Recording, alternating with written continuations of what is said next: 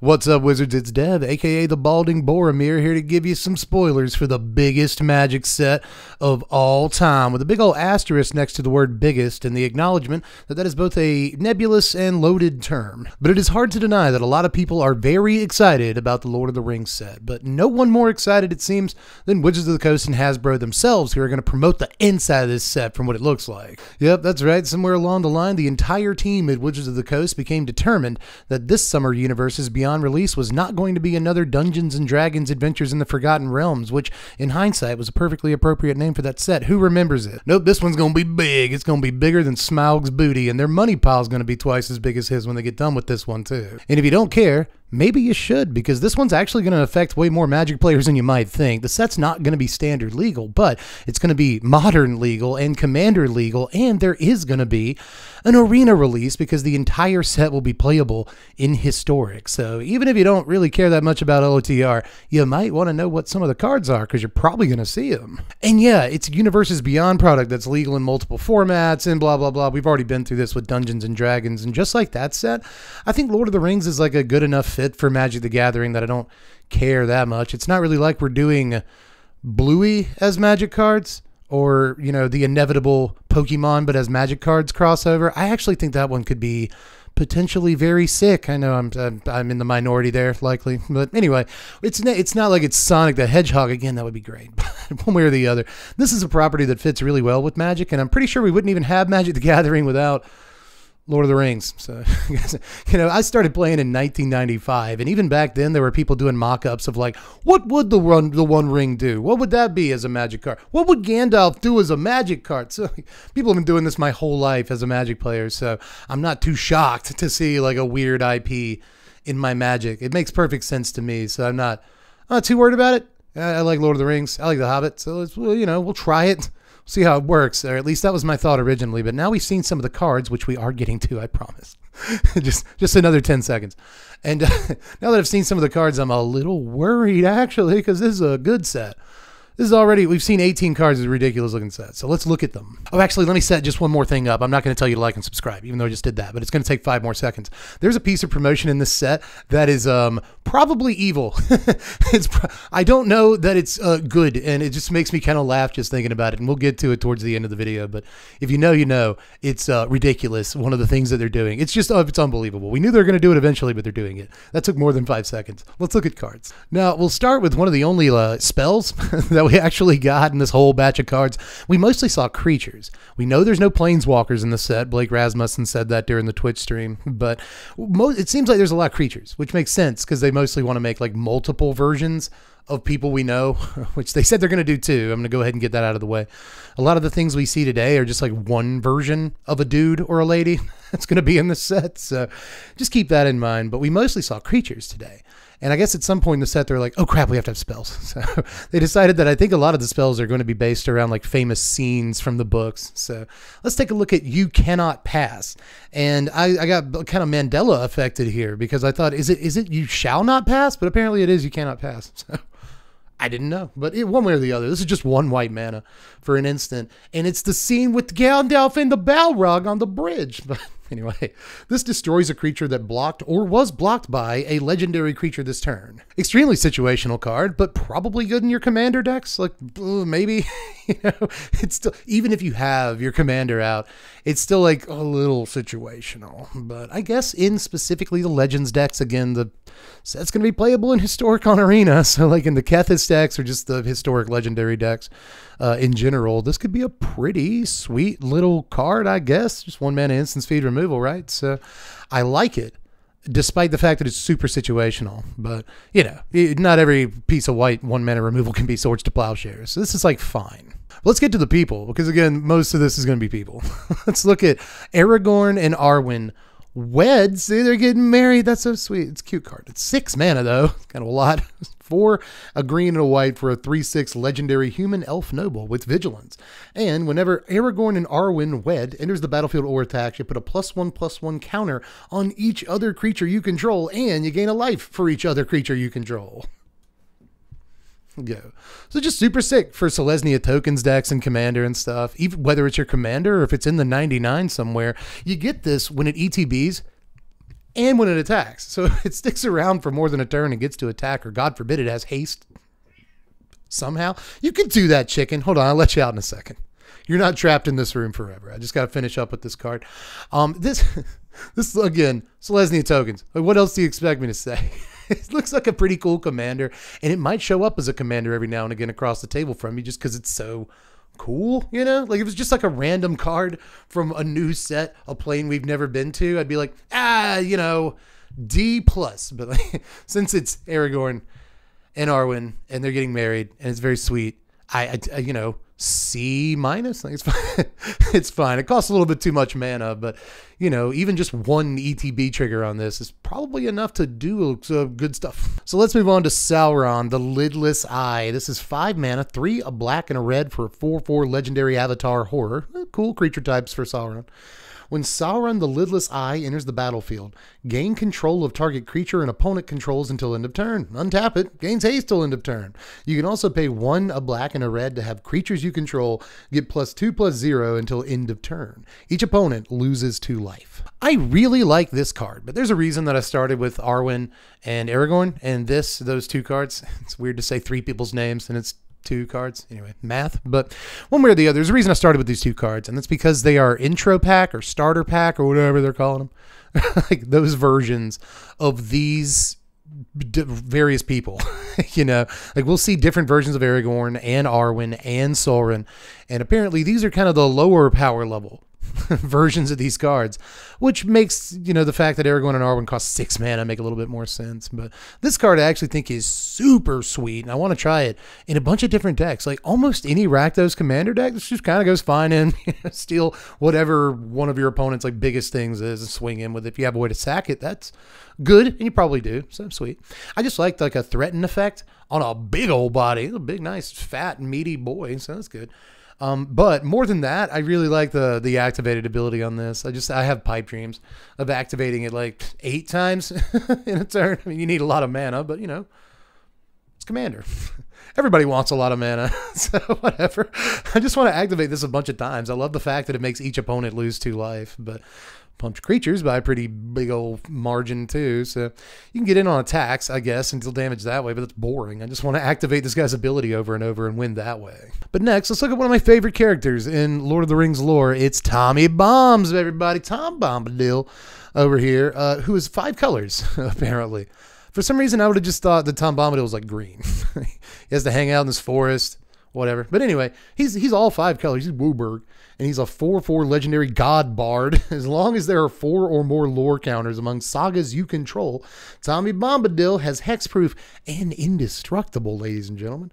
Whenever the final chapter ability of a saga you control resolves, reveal cards from the top of your library until you get a saga card. Put the card onto the battlefield and the rest on the bottom in a random order. This ability only triggers once each turn. Saga Commander, that's neat. Also, I imagine, just a quick call here, that the songs from Lord of the Rings probably going to be sagas. Is that, I mean, there you do other stuff, right? There's all kinds of like stories and whatnot. Just the forging of the ring could be a saga. You know, let's not get into the lore too much. But still, there's a bunch of songs in The Hobbit and Lord of the Rings. If you read it, they're the worst parts. But I imagine, especially considering this guy is a god bard, that songs could take the form of sagas in Lord of the Rings. This is a neat card, but I don't know if we have enough sagas for a saga commander thing yet. I mean, you got Satsuki in New Capenna. Or no. Excuse me. It was in Kamigawa. But one way or the other, you got that. That was a Saga Commander, but now it can just go in the 99 of the Tom Bombadil deck, who will pretty much forever be the Saga Commander. I don't know how I feel about that. But one way or the other, it's a cool design. I probably would not have designed Tom Bombadil as a Saga Commander, but I'm not, like, unhappy with the design. I think overall it's cool. But let's move on to Frodo, ladies. Are you ready to see our first Frodo? Actually, I think it's our only Frodo of the day, but apparently there's going to be like 5 different Frodos. But let's take a look at Frodo, Sauron's Bane. This is just a single white mana for a 1/2 legendary halfling citizen. Good creature types. You can pay white or black, And if Frodo, Sauron's Bane is a citizen, it becomes a halfling scout with base power and toughness 2/3 and lifelink. It also has 3 black mana as an activated ability.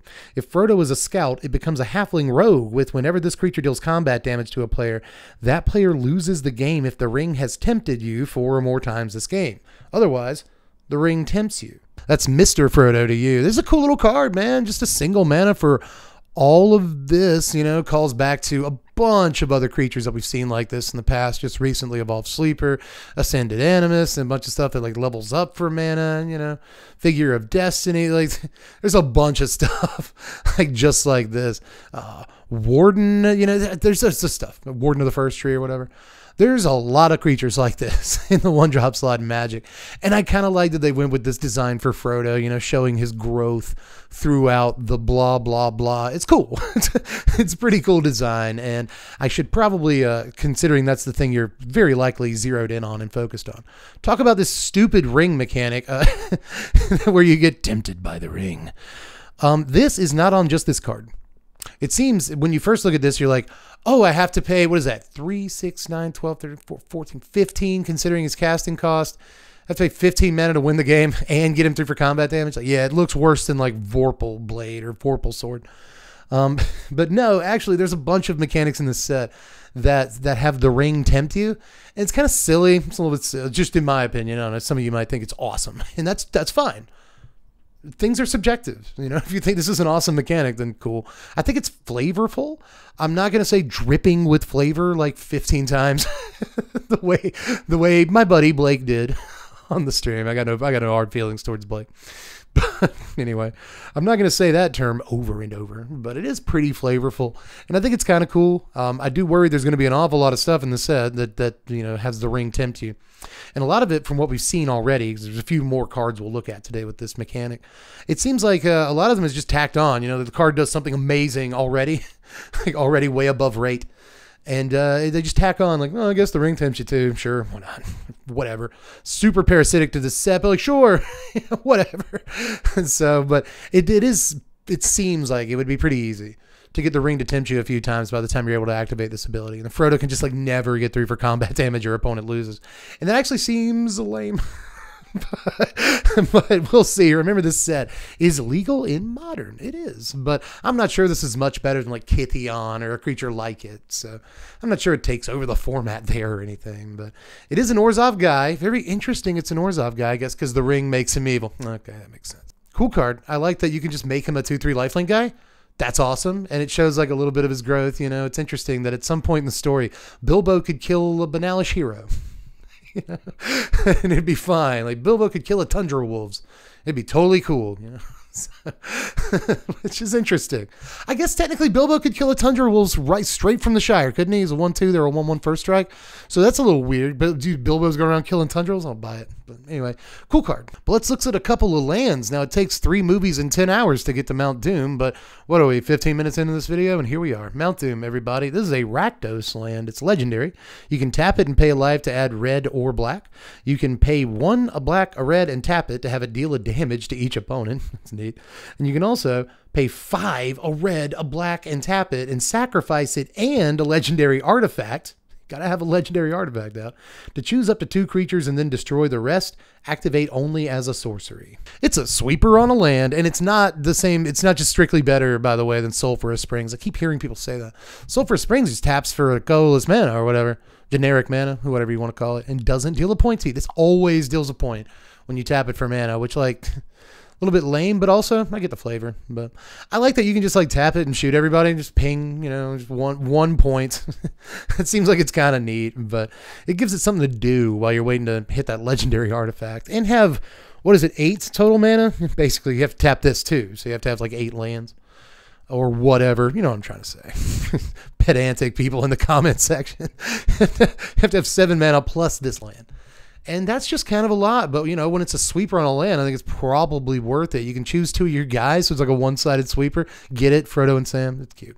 But you get to choose 2 of your guys, which is like nuts. But if you don't even have dudes, or maybe you somehow you want the death triggers on your guys or something, you can just, it says choose up to 2 creatures. So you can just blow everything up if you want to. I think that's cool. So Altogether, neat land. It probably doesn't have to have that middle ability on it, but I still like it. But let's move to the Shire next. We're actually going in reverse order in terms of how this story goes. Let's go to the Shire from Mount Doom.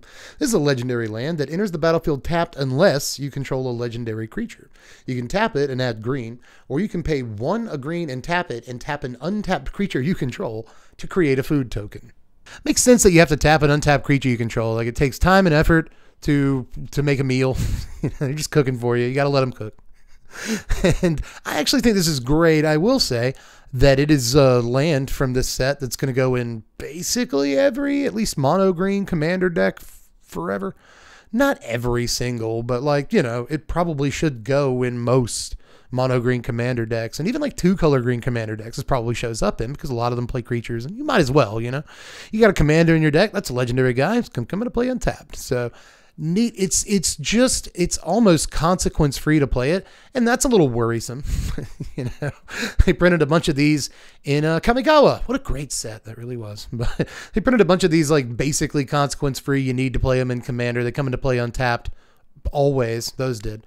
Lands, and they're all $1 million to buy right now, and they're only going to go up once that set leaves standard. So, you know, and I'm afraid that lands like this will kind of follow the same trajectory, and I'm always a little nervous about the overall cost of Commander, especially when you see lands like this that are bound to be like $10 at the very least. I mean, the basement price of this probably settles in at $10. If it's any less than that, I'd pick up a copy or two.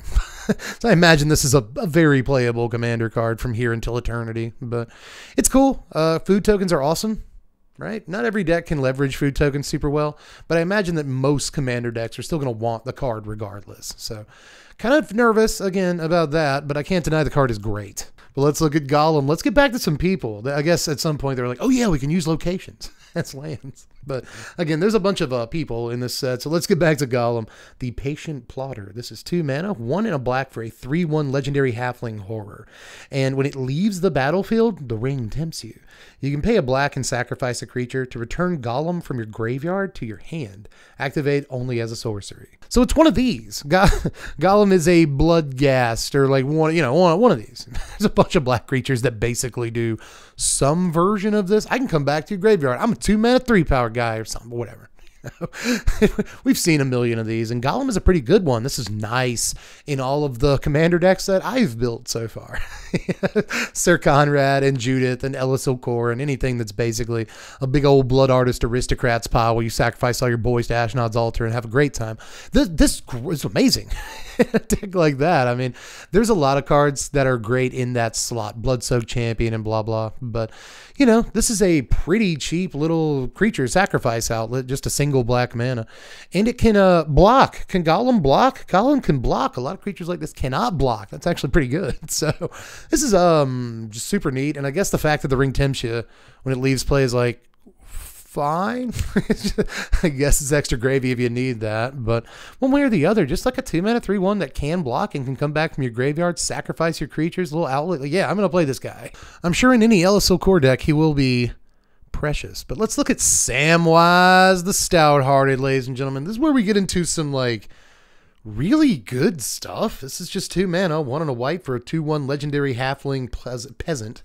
He is pleasant though, but he has flash, and when he enters the battlefield, choose up to 1 target permanent card in your graveyard that was put there from the battlefield this turn. Return it to your hand. Then the ring tempts you. Why not? Whew. Sam, like, wow.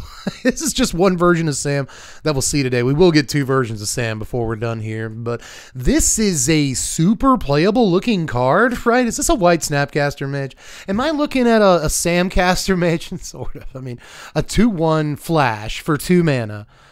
Those are very, very interesting stats. You got very familiar stats, but one way or the other, just whether it's your opponent's turn and your creature blocked and died in combat, or maybe they removed a guy so they could get through for combat damage or something. No, you just throw down Sam in combat, block something, maybe trade, get a dude back from your graveyard, put him in your hand. Like, all that's good, and it doesn't have to be a dude, doesn't have to be a Frodo. It can be a permanent. Like, that's nuts. Like, your opponent removes your awesome thing. I don't know what it is, but you know, your awesome artifact or enchantment. Just flash Sam in and be like, oh, I have my thing back. Thank you very much. Oh, I can't wait. I can't wait wait to put some of that Samwise Gam cheese on my opponent, EOT. It's going to be delicious. But let's move on to the last original card from the main set that we'll talk about today. You really have to employ a lot of spoilers, or a lot of qualifiers when you talk about Magic spoilers these days. There's a lot of them. But anyway, let's look at the card that made me want to make this video in the first place. And it's a card that may look awfully familiar. Where have you seen this card before? Let's take a look at Reprieve real quick. This is just 1 and a white, 2 total mana for an instant. Return target spell to its owner's hand. Draw yourself a card. That's right. It's a white remand. They printed this card. They're just like, sure, and not the most original thing in the world, but print it. Just, what are you doing?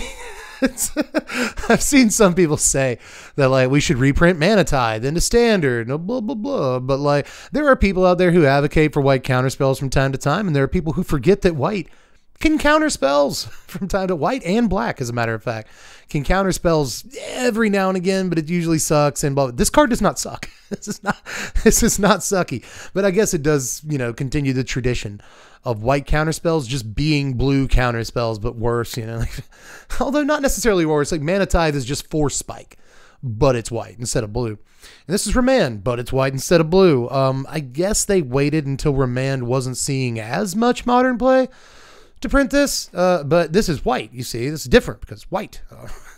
Not only is a white card that says draw a card on it, you've been printing a whole lot of those lately, but it also counters a spell. My God.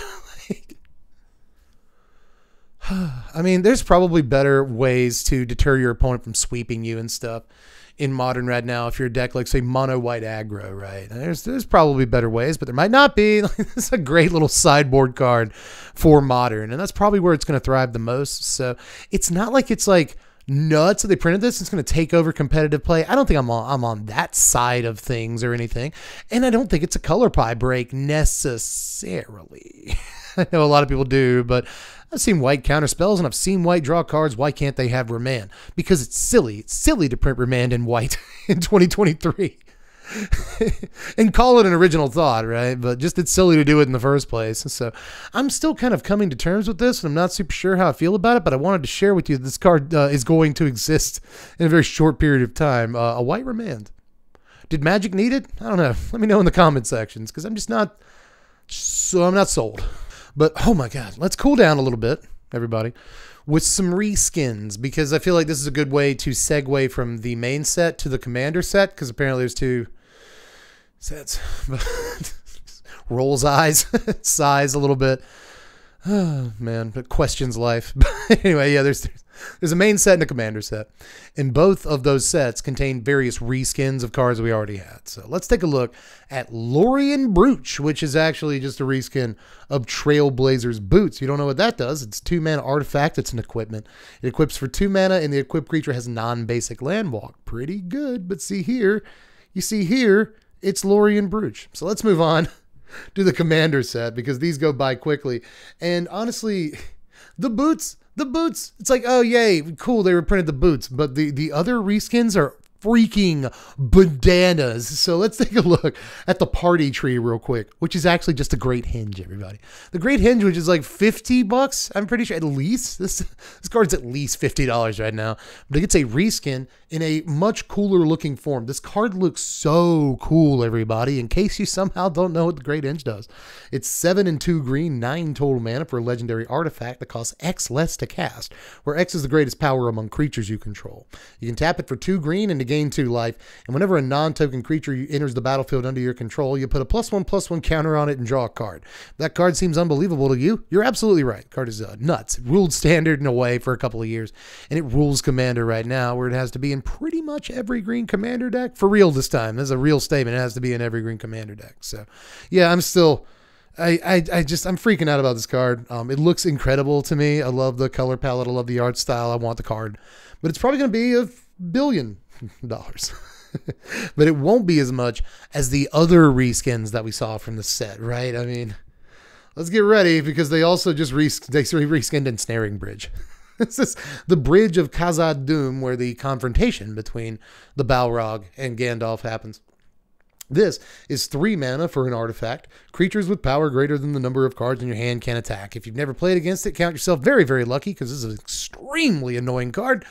right here.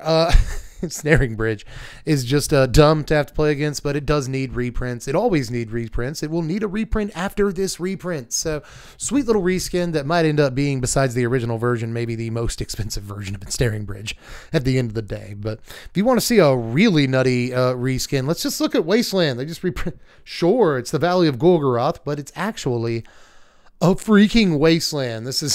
This taps for a colorless, but it also taps and you can sack it to destroy target non-basic land.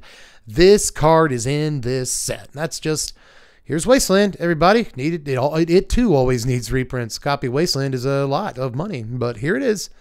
Here it is. Some of these reskins are just like, how do they exist? Again, you can tell that they're going to go all out on. They want to sell this set, kids. So some of these reskins are just like dumb.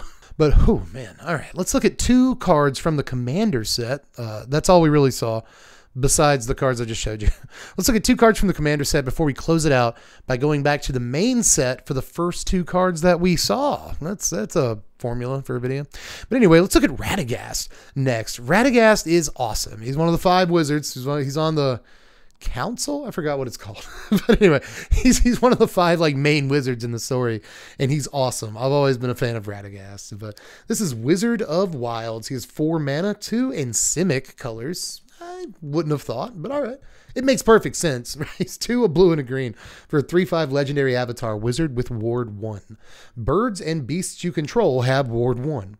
Whenever you cast a spell with mana value 5 or greater, choose one. Either create a 3/3 green beast creature token or create a 2/2 blue bird creature token with flying. You know, around this Christmas, I was making a Tawnos deck, but I actually didn't end up putting the Tawnos deck on the channel this year. I thought, well, maybe I'll save it for next year. Or maybe we'll do Christmas in July and I'll put up the Tawnos Commander deck. Because I did some work on this. You know, I got the deck list I downloaded all the card images. I was going to make myself a video. And then it just never won a Patreon poll. And we just never ended up doing it. So, but now I'm glad, actually, that I postponed that video because Radagast and Tawnos are just like best friends. It's crazy. They're both from different worlds, man. If they knew each other, they'd throw down. So like, this is obviously either the commander you want with Tawnos in the 99, or you want Tawnos as your commander and this is the 99. But they go together like peanut butter and ladies. So just great little card to have here. And even without Tawnos, the card looks cool. But one way or the other, I want to play them together. Everyone wants to play them together. I want to do that too. I want to do fun things. But let's look at Sam to finish off the commander bit of the video. This could have been the coffee break. So I guess let's do Sam in the ASMR voice. Sam, loyal attendant, is 3 mana, 1, a green, and a white for a 2/4 legendary creature, halfling peasant. Partner with Frodo, adventurous hobbit. At the beginning of combat on your turn, create a food token. Activated abilities of foods you control cost 1 less to activate. He's a food commander. That's great. Sam. He's the most legendary cook in the multiverse when you think about it. I like this card. We did not get to see this Frodo that he partners with. Although I think it's very cute that he partners with a Frodo. Like, oh, that makes so much sense. Are there going to be any other partner commanders? Maybe like Aragorn and Arwen will some partner with each other. It could be. But anyway, super cool like flavor that they partner. And even if we haven't seen Frodo, and the Frodo is probably not going to be great. I just want to make sure you know that Frodo's not going to be amazing because the Sam's not amazing either.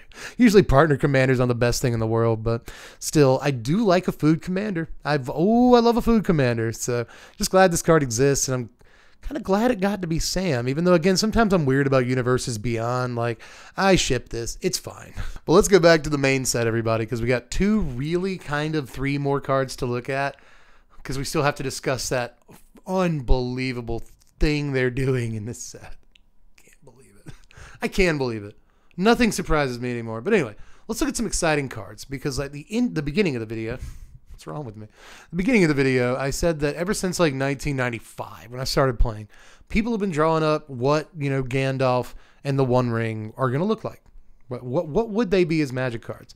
Well, Wizards decided they're just going to print those. They're going to print these, and they were the first cards that we saw from the set. And honestly, they're both pretty hype in their way. Now, keep in mind, when it comes to the characters, we will see multiple versions of some of these characters. So Gandalf the Grey is probably not the only version of Gandalf that we're going to see. So we'll probably see Gandalf the White and maybe another couple, who knows. But I do like Gandalf the Grey. If I was picking colors for Gandalf, I'm really not sure what I would land on, but I'm not sure that it would be blue and red. But it makes perfect sense, doesn't it? This is 3 mana and Izzet colors, a blue and a red, for a 3/4 legendary avatar wizard. Neat. Whenever you cast an instant or sorcery spell, choose one that hasn't been chosen. You may tap or untap target permanent, or Gandalf the Grey deals 3 damage to each opponent, or copy target instant or sorcery spell you control, choose new targets if you want, or put Gandalf on top of its owner's library. I do like the flavor on this, I gotta admit. I mean, it's a Lord of the Rings set. There's going to be a little flavor talk. I apologize to the spikes out there who really just want to know the function of the card and we move on to the next one. But either way, as Blake again put it during the stream, Gandalf shows up, he does some cool stuff, and he leaves. He comes back later, that's good flavor. I do like that Gandalf can protect... Whoa. I took a wrong step. But like the Gandalf can protect himself pretty well. All you have to do is have an instant in your hand, the mana to play it, and he can pop back to the top of your library safely. So that's pretty cool. Of course, if he's your commander, he'll just pop back to your command zone safely. You can play him again, whatever. So that's kind of neat. But I do like pretty much everything this does. I like that he just throws fireworks and deals damage to your opponent. I like that he can tap or untap stuff. Actually, a lot of people say it's a lame ability. I think it's kind of a cool ability for messing around in combat, and of course it's instant speed, so you can keep your opponent from attacking with that huge thing. So I don't know, it's neat. I don't think this is like modern competitive playable. I think it's priced way out of that in terms of the mana cost, but it's a cool little commander. I think everybody wants to... I don't want to speak for everybody, but I think that there's a lot of people out there that would like to play a game or two with Gandalf as their commander, and this is a cool commander to be able to do stuff with. It's almost like Morphling-ish. There's some other creatures that it's closer to than Morphling or Etherling or whatever, but it reminds me of a blue creature like that. It's got a way to protect itself, it's got a way to affect a board state, it's got a way to, in this case, deal damage to your opponent and stuff, and all of these you can do at instant speed, provided you have the spells, which makes sense because he's a wizard, So I just think that, again, flavorfully, everything's kind of on point there, and they did a good job of making it not necessarily competitively playable, but still fun enough looking that you would want to play it in Commander, and it wouldn't be too annoying to play against. You know what I mean?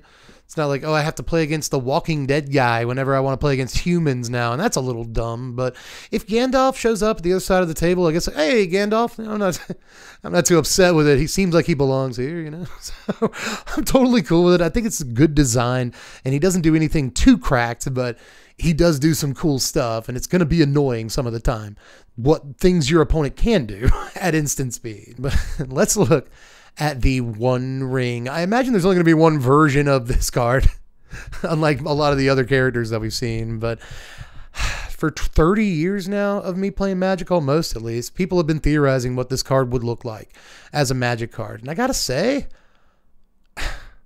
slightly disappointed. So let's take a look at the One Ring. This is 4 mana for a legendary artifact with Indestructible. When the One Ring enters the battlefield, if you cast it, you gain protection from everything. Everything until your next turn. At the beginning of your upkeep, you lose 1 life for each burden counter on the One Ring. You can also tap it and put a burden counter on the One Ring and draw a card for each burden counter on the One Ring. Okay, so let's break it down. It immediately replaces itself with a card when it comes into play, so long as it resolves. That's pretty good. You tap it, put a burden counter on it, draw yourself a card immediately, replaces itself. I don't mind that so much. Also, the fact that it just gives you protection from everything, like no one can hit you until your next turn, is probably like kind of the most valuable thing about it. I assume that you put the ring on, and it does that. And then like subsequent times when you tap the ring, you're putting it on, and that's drawing you cards, I guess, but it's also dealing you damage. It's good flavor. If we're here to discuss the flavor, it makes perfect sense. But man, this thing costs 4 mana. That's a lot. You also can't really, unless you exile it, you can't really get rid of it. So eventually it's going to deal you a bunch of damage, but who cares? That's kind of a rookie concern. I'm not really sure that I care that much, especially in a game of Commander, about the life loss this causes you. Much like Gandalf, I think this is priced out of modern playability most of the time. I think there might be decks that cheat this into play as part of a larger plan. And again, the fact that it gives you protection from everything means that the turn when you play it, like, you're gonna survive till your next turn. There's basically nothing they can do about that, and that's good. I keep coming back to that. 4 mana seems like so much, but that ability, just a turn of, nothing can touch me no matter what, seems at least okay, because they know that you're skipping your turn 4 to play this card most of the time. You're not. It does something the turn it comes into play. Maybe that's it. It does something the turn it comes into play, immediately replaces itself, even though it's got indestructible, so it's kind of tough to remove, but it replaces itself just in case. Immediately does that, and immediately makes sure that you get a next turn in the first place. And sometimes that's cool, but then that's just like static coffin. Nobody really plays that card. So, but still, pro everything until your next turn that's good. Some people say that some, 4 mana things can't be played because they do nothing, but this does like 2 things. And at least one of them is, in some situations, just great.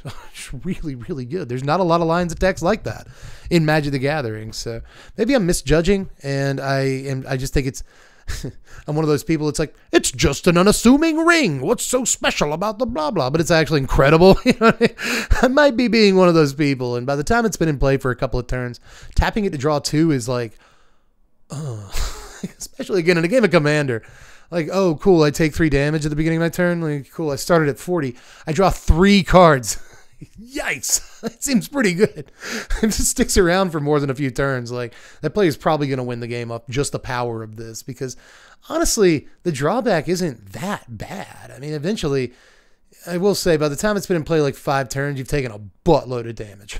So there's that, and everyone's gunning for you, but they can't really gun for you the first time you play this because you have pro everything. So like, it's a cool card. It's a very, very cool card. And again, I think in a game of Commander, it's probably awesome, but you got to watch out. Watch out a little bit, but it's drawing you like 8 cards by the time it's doing you any real damage, so whatever.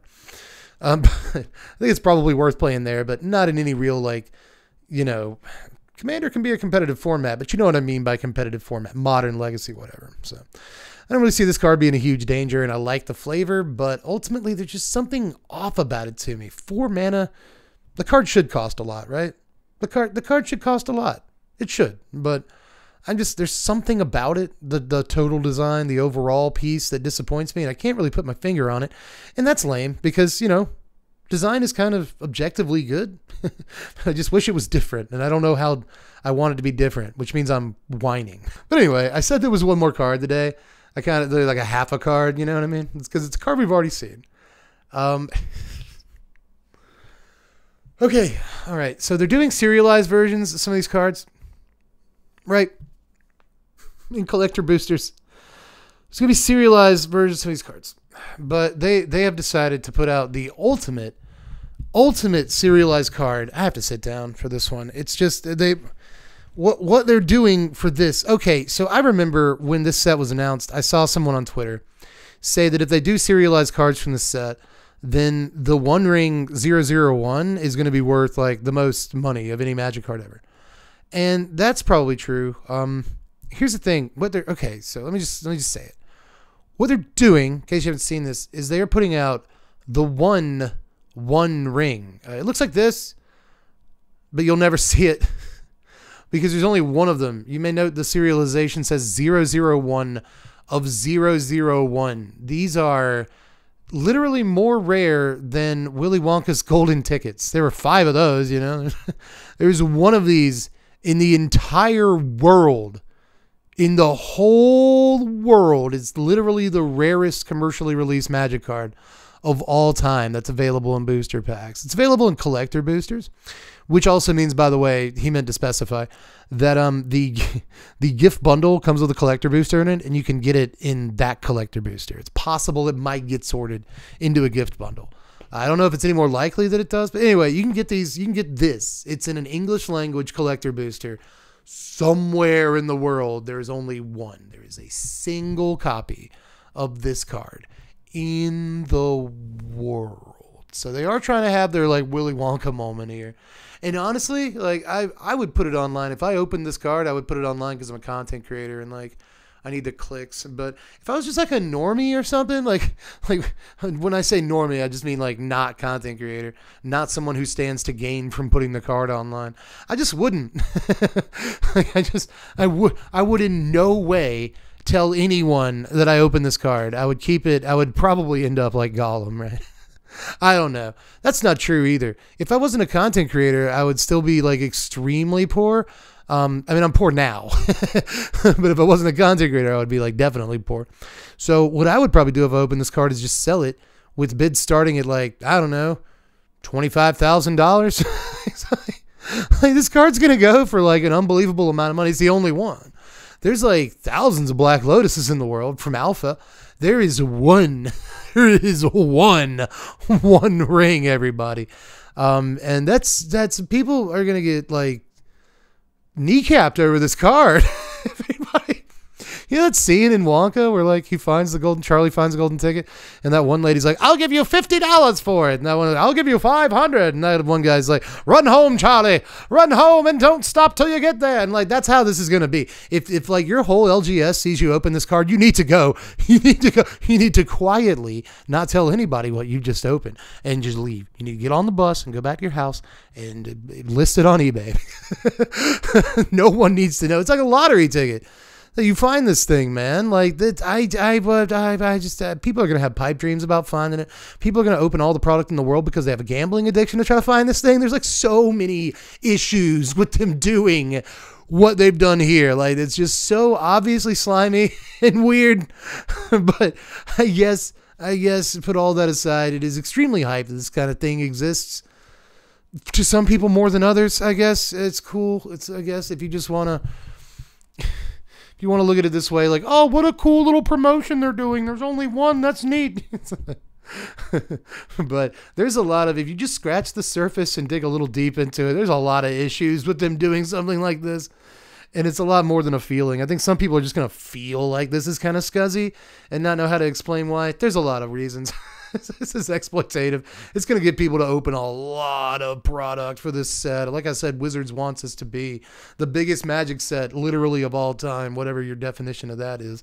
And promotions like this being a part of the set definitely almost ensure, guaranteed that the set will be one of the most open sets of all time. You'll definitely see more collector boosters of this set open than any set there's been collector's boosters in, and it's because of this little guy right here whose existence I just can't necessarily condone.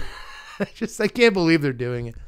Everything that we said about like Hasbro and like the things they're gonna do with Magic the Gathering, they're doing them, man. It's only been like a year since we started predicting that they would go off the deep end. Like, here they are. There's only one of these in the whole world. Isn't that cool? Like, not really.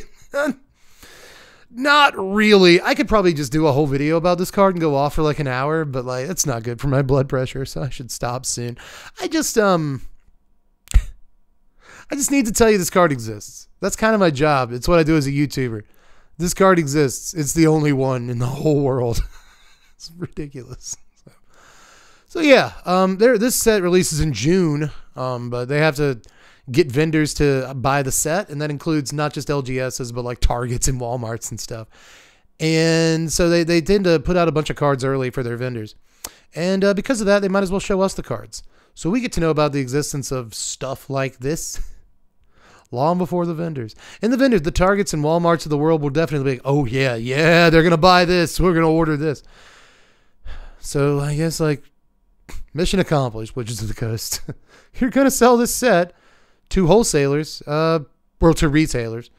And I'm sure people on the ground are going to buy it, man. I've already had a person that I haven't talked to in like forever, which is sad because I really like this person, contact me and be like, hey, I heard there's a Lord of the Rings Magic set coming out. When's that happening? And I'll be like, it's happening in June. Like, oh, yeah, I'll pick some of that up. So, you know, I'm pretty sure that the set is already generating some hype, and some people who haven't played Magic in forever, and some people who have never played Magic in their lives are probably going to buy this product. So, like, kudos to you. I'm pretty sure the Lord of the Rings set was going to be great no matter what, like in terms of sales. It was going to be great no matter what. I don't think you had to just like, you know, take your nuts out and put them on the glass, but you did it. This is what here it is. Sorry, children, for that line. Sorry, people at work. But I definitely feel like this is that kind of move. And they didn't have to do it, but God bless them. This card is a thing. This card's a thing. So yeah, I'm a typical, busybody, weirdo complainer type. So I'm going to have to find a problem with this. But I feel like this is like not right there with Magic 30th, but like it's knocking on the door, man. There's only one of these. It's just like gross on its face.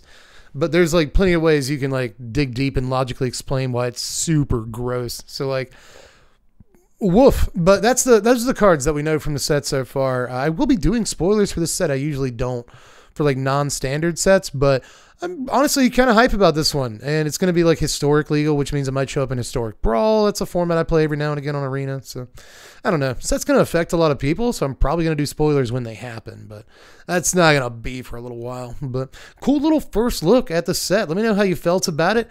I'm sure most of the conversation is going to be about this monstrosity over here, but do leave room down there for letting me know like how you feel about some of the other cards in the set and like what characters you're excited to see. Can't wait to see Galadriel. Ooh, Galadriel. Can we get a Mirkwood land? That'd be good. But there's a lot of stuff that I want to see, and I could make a whole video about that too, and I probably will.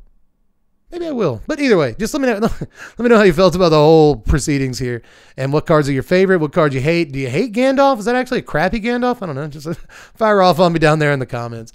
And that's about it. Just like and subscribe on your way out of the building, and do all the other YouTube stuff. If you want to see me play some Magic poorly on Twitch, that's twitch.tv/SBMTGDev. And if you want to support the content around here, so I can like eat. I know it looks like I eat pretty well. I don't. So if you want to support the content around here, it's patreon.com/SBMTG. I really appreciate your support on there. But aside from that, I guess I'm donezo for this one. So I'll catch you cats later. I'm Dev from the place.